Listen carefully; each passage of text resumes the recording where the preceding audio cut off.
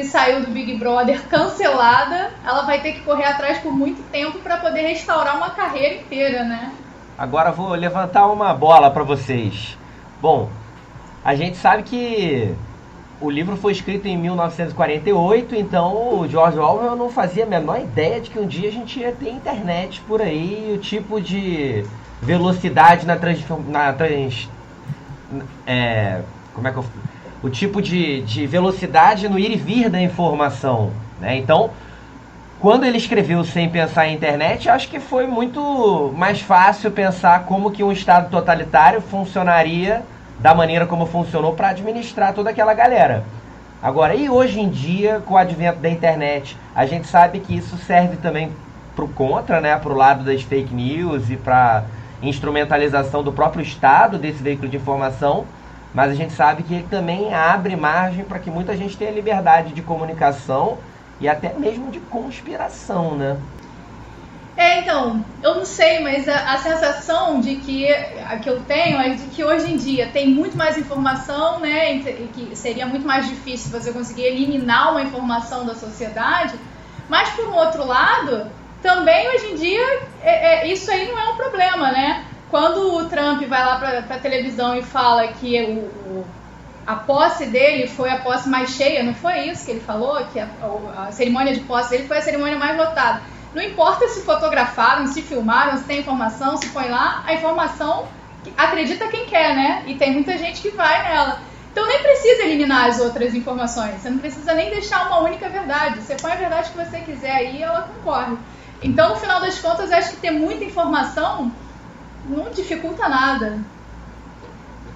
Gente, vocês trouxeram pontos que confirmam toda a filosofia do momento, né, cara? Essa ideia do excesso, do volume excessivo, do excesso de estímulos, de experiências, de sensações, do excesso de situações limite que a gente experimenta na vida moderna, meio que talvez o fluxo excessivo ele faça muitas vezes o trabalho que o Estado tentasse fazer ali através de instituições, sabe? Eu acho que o volume de informação muitas vezes corrobora para que caia no esquecimento. Parece que de fato a verdade ela é tão vaporizada, como se fosse uma pessoa eliminada. Naquele contexto ela está tão vaporizada que cada um pega o recorte que quer da verdade e faz o louco.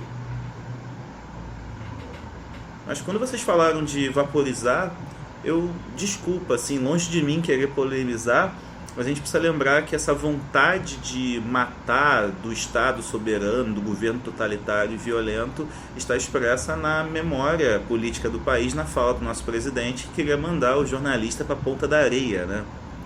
Avisando que ele, como um pretenso candidato a ocupar o lugar do grande irmão, ele tem o monopólio legítimo da violência, então ele pode causar a morte de alguém.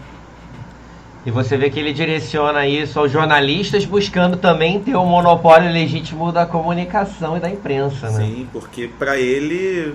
que nada de legítimo tem. Para ele, mais importante que a gestão, na verdade não só para ele, mas para todos os candidatos a ditadores, né? Porque felizmente a gente ainda não está numa ditadura porque o nosso povo se entregou voluntariamente a ela, então a gente não teve o risco de passar por uma formalização desse regime. Mas em todos os tipos de regimes totalitários, em todos os tipos de organizações totais, como as Forças Armadas, que não se limitam a querer força de trabalho, mas precisam dominar o pensamento, tirar da pessoa o currículo oculto dela e colocar aquele estrume transcrito, né, cara?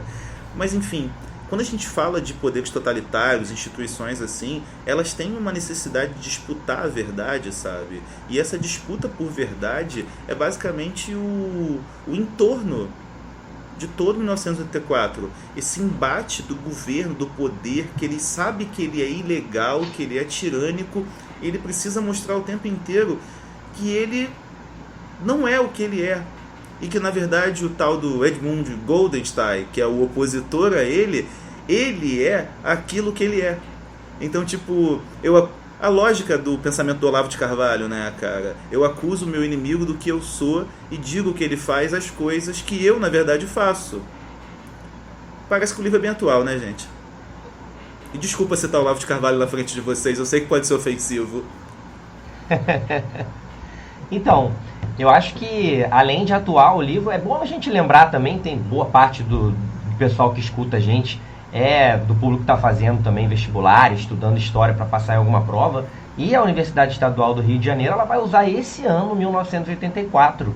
Eu acho que boa parte dessa conversa que a gente está tendo aqui, ela pode servir também para a galera que estiver estudando, simplesmente estar ouvindo a gente no transporte público, em casa, cozinhando, fazer alguma coisa, e tirar dali boas análises, né, que possam vir a ser usadas na hora do exame. E eu fiquei tentando pensar assim comigo, né, como atual é esse livro e como que a gente pode pensar sempre exemplos que realmente aconteceram na história, que a gente encontra lá naquela trama daquele livro. E eu estava aqui comigo na minha cabeça, lembrando bem da política, né, essa política extremamente militarista, que ela é típica de tudo quanto é governo totalitário, mas também essa política da doutrinação que ela tem na criança, inclusive, aquele doutrinado perfeito, né? Porque a criança, como ela na sua vida teve muito pouca oportunidade de ver o outro lado, se ela desde pequena for moldada para ser aquilo que o governo totalitário quer que ela seja, ela se torna aquele fã e aquele praticante mais incondicional daquela ideologia. E é justamente essa que é a juventude do grande irmão. A galera,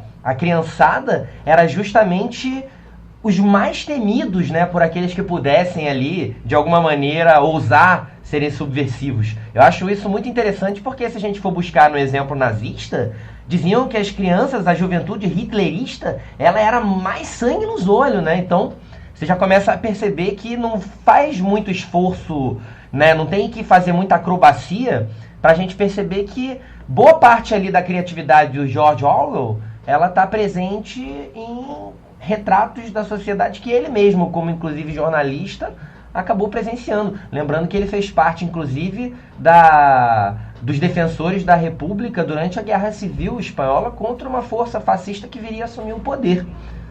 Então, dito isso, acho que a gente pode até pensar em outras coisas que a gente pode comparar com os exemplos históricos, né, que são trazidas na trama do Orwell, do 1984.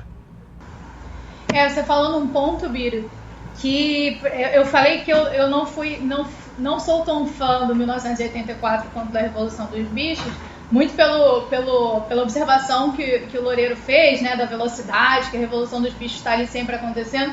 E do 1984 ele dá umas diminuídas e levanta, né, a tensão. Eu achei, no início eu estava gostando muito do enredo, e uma das partes que me deixou mais tensa foi justamente quando ele fala das crianças que denunciam os próprios pais, né, e como é que ele encontra uma vizinha, né, que ele fala assim, ela vive assustada, mas as crianças são as que mais denunciam, então ela tem que ficar nesse ciclo.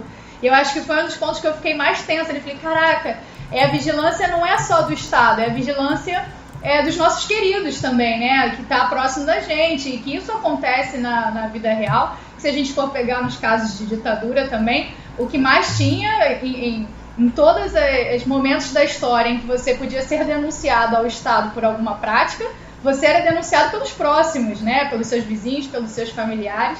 E aí eu achei realmente, assim, foi um dos momentos que eu fiquei mais tensa no livro com essa questão.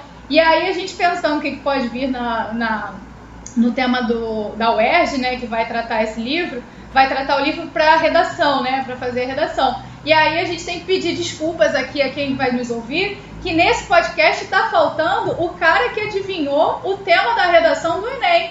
Romerinho não veio participar desse podcast, mas ele, cravou o tema do Enem. Mas quando chegar mais perto a gente faz uma edição ali, um breve vídeo curto notificando possíveis temas.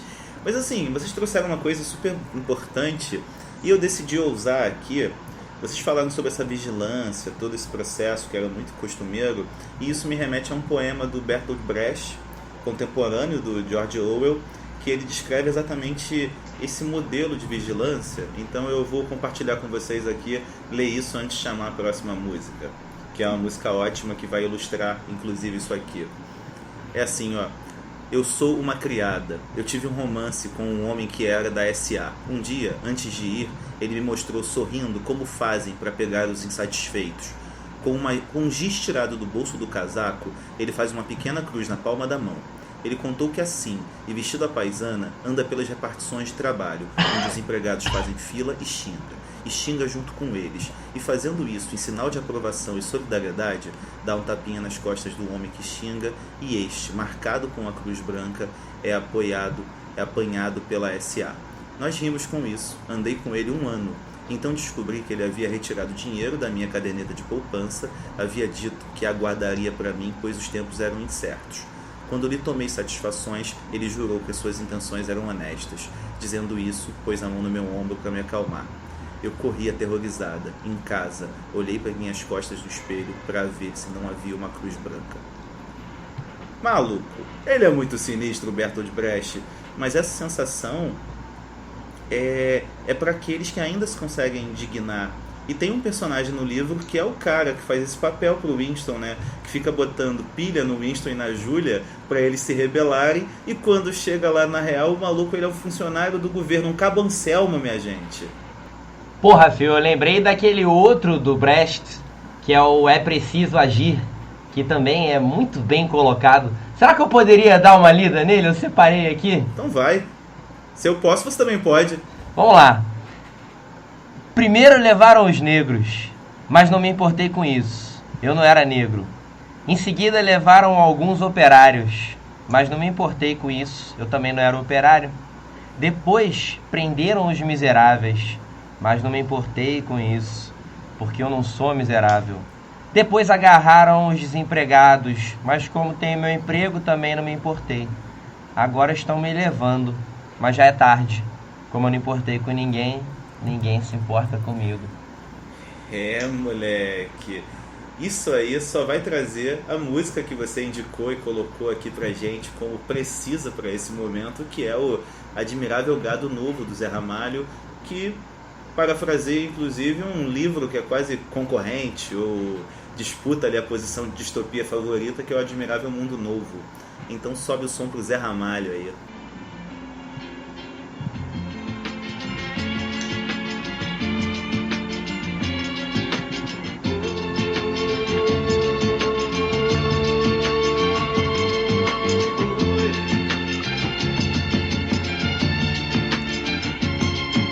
Vocês que fazem parte dessa massa que passa nos projetos do futuro, é duro tanto ter que caminhar e dar muito mais do que receber, e ter que demonstrar sua coragem à margem do que possa parecer, e ver que toda essa engrenagem já sente a ferrugem de comer. Vida de gado, povo marcado e povo feliz.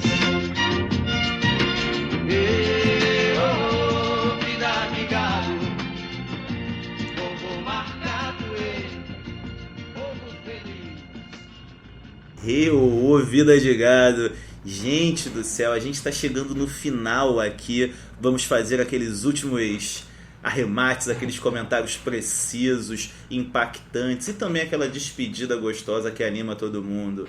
Então, gente, o que vocês têm aí para finalizar a obra 1984? Qual é a dica que vocês têm para as pessoas prestarem atenção, a referência cultural? Eu acabei de lembrar de uma coisa muito importante, inclusive vou aqui dar meu apanhado final.